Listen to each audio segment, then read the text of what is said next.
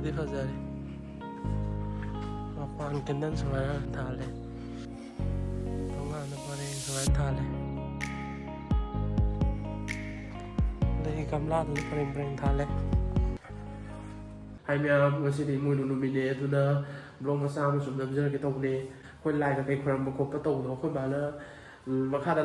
ꯂꯥꯏꯒꯤ ꯄꯣꯠ ꯆꯩ ꯀꯠꯅꯕ ꯈꯣꯠꯅꯕ ꯀꯩ ꯇꯧꯔꯤꯑꯕ ꯑꯗꯨꯗꯣ ꯁꯨꯝ ꯅꯝꯃꯒ ꯚꯤꯗꯤꯑꯣ ꯑꯣꯏꯅ ꯂꯥꯏ ꯈꯣꯏꯔꯝꯕ ꯀꯩꯁꯨ ꯊꯥꯒꯠꯂꯛꯀꯦ ꯇꯧꯕꯅꯦꯕ ꯑꯗꯣ ꯏꯃꯣꯏꯅꯨ ꯅꯨꯃꯤꯠꯇꯗꯤ ꯊꯥꯒꯠꯂꯛꯑꯔꯣꯏ ꯃꯁꯤ ꯚꯤꯗꯤꯑꯣꯁꯦ ꯑꯗꯣ ꯏꯃꯣꯏꯅꯨ ꯅꯣꯡꯉꯥꯜꯂꯒ ꯊꯥꯒꯠꯂꯛꯑꯒꯦ ꯇꯧꯕꯅꯦꯕ ꯀꯩꯅꯣ ꯏꯃꯣꯏꯅꯨ ꯅꯨꯃꯤꯠꯇꯗꯤ ꯊꯥꯒꯠꯄꯗꯣ ꯉꯝꯃꯔꯣꯏꯕ ꯑꯗꯨꯅ ꯏꯃꯣꯏꯅꯨ ꯅꯣꯡꯉꯥꯜꯂꯒ ꯑꯣꯏꯅ ꯊꯥꯒꯠꯆꯔꯛꯑꯒꯦ ꯑꯗꯣ ꯑꯩꯈꯣꯏ ꯕꯥꯅ ꯃꯈꯥꯗ ꯀꯩꯀꯩ ꯇꯧꯔꯤꯒꯦ ꯑꯗꯨꯝ ꯃꯌꯥꯝ ꯄꯨꯟꯅ ꯌꯦꯡꯃꯤꯟꯅꯁꯦ ꯂꯥꯏ ꯀꯠꯄ ꯍꯧꯔꯝꯃꯅꯤ ꯑꯗꯨꯅ ꯌꯦꯡꯉꯨꯁꯤ ꯍꯥꯏꯐꯦꯠ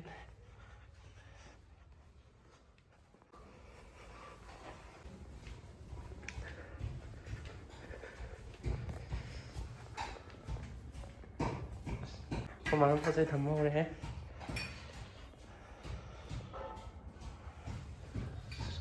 ꯉꯥꯗꯤ ꯆꯥꯎꯋꯦ ꯃꯩ ꯍꯧꯒꯠꯇꯨꯅꯦ ꯑꯩꯈꯣꯏ ꯏꯃꯣꯏꯅꯨꯁꯦ ꯌꯥꯝ ꯅꯨꯡꯁꯤꯕꯗ ꯄꯤꯛꯇꯛ ꯇꯧꯕ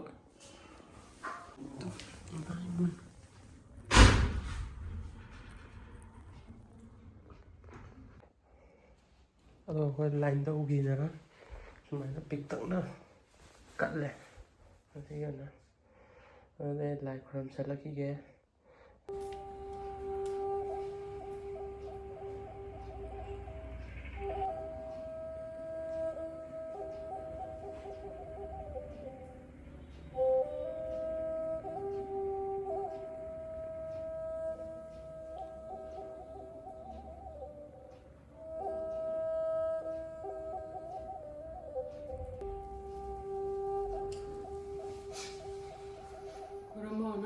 ꯀꯥꯞꯄꯤꯔꯒꯦ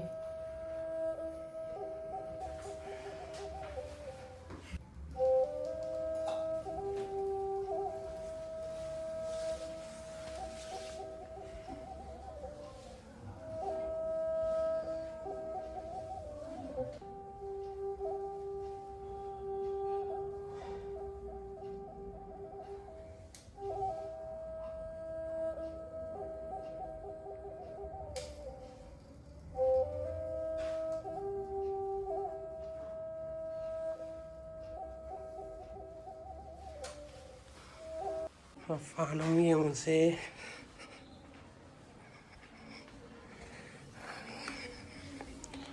ꯀꯦꯟꯗꯜ ꯂꯣꯏ ꯊꯥ ꯂꯩꯔꯝꯃꯦ ꯃꯄꯥꯟꯗ ꯁꯨꯃꯥꯏꯅ ꯀꯦꯟꯗꯜ ꯊꯥꯜꯂꯦ ꯐꯗꯤ ꯐꯖꯔꯦ ꯃꯄꯥꯟ ꯀꯦꯟꯗꯜ ꯁꯨꯃꯥꯏꯅ ꯃꯄꯥꯟꯒꯤ ꯚ꯭ꯌꯨ ꯁꯨꯃꯥꯏꯅ ꯀꯦꯟꯗꯜ ꯊꯥꯜꯂꯦ ꯐꯖꯔꯦ ꯑꯗꯨ ꯊꯣꯡꯒꯥꯟ ꯊꯣꯛꯈ꯭ꯔꯦ ꯊꯣꯡꯒꯥꯟꯗ ꯄꯔꯦꯡ ꯁꯨꯃꯥꯏꯅ ꯊꯥꯜꯂꯦ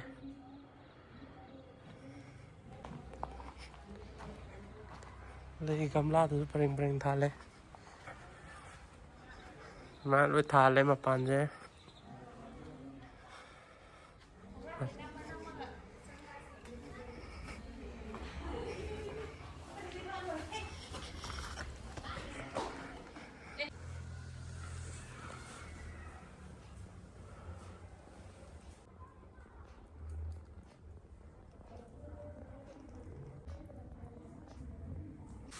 ꯏꯚꯦꯟ ꯏꯃꯣꯏꯅꯨꯒꯤ ꯁꯨꯃꯥꯏꯅ ꯐꯖꯅ ꯀꯠꯂꯦ ꯍꯣꯔꯦꯟ ꯉꯥ ꯁꯦꯝꯀꯥꯟꯗ ꯎꯖꯔꯒꯦ ꯁꯦꯝꯇꯣꯛꯑꯒꯦ ꯉꯥ ꯁꯦꯝꯕꯗꯤ ꯎꯖꯔꯔꯣꯏꯒꯦ ꯉꯥ ꯁꯦꯝꯕ ꯂꯣꯏꯔꯦ ꯉꯥ ꯁꯦꯝꯕ ꯂꯣꯏꯔꯦ ꯑꯗꯨꯅ ꯊꯣꯡꯕ ꯑꯃꯨꯛ ꯎꯖꯔꯒꯦ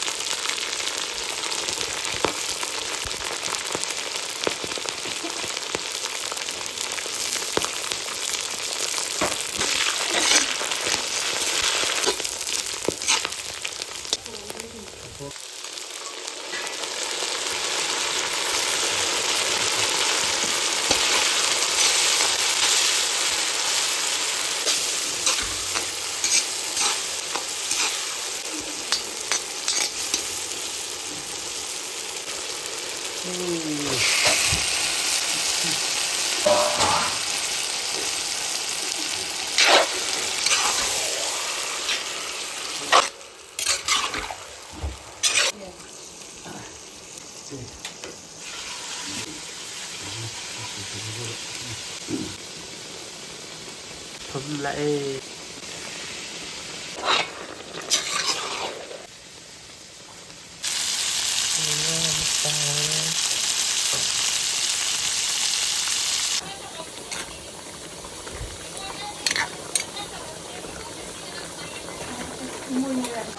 xong qua lẽ với ra rồi chúng ta sang lẽ khai rồi xem được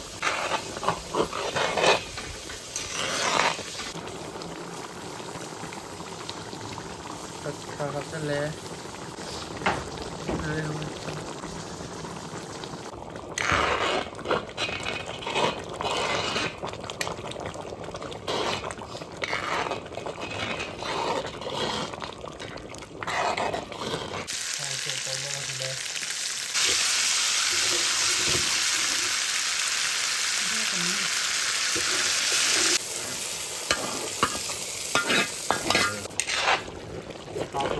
đi tối à cái sắc lúc mau tầng hai giờ ra cái xong bút rồi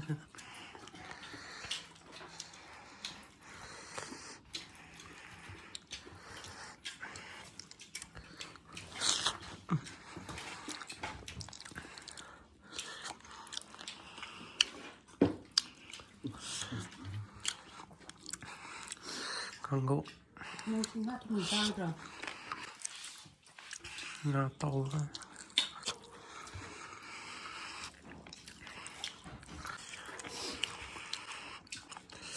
nên lát ra lại sao đi sẽ là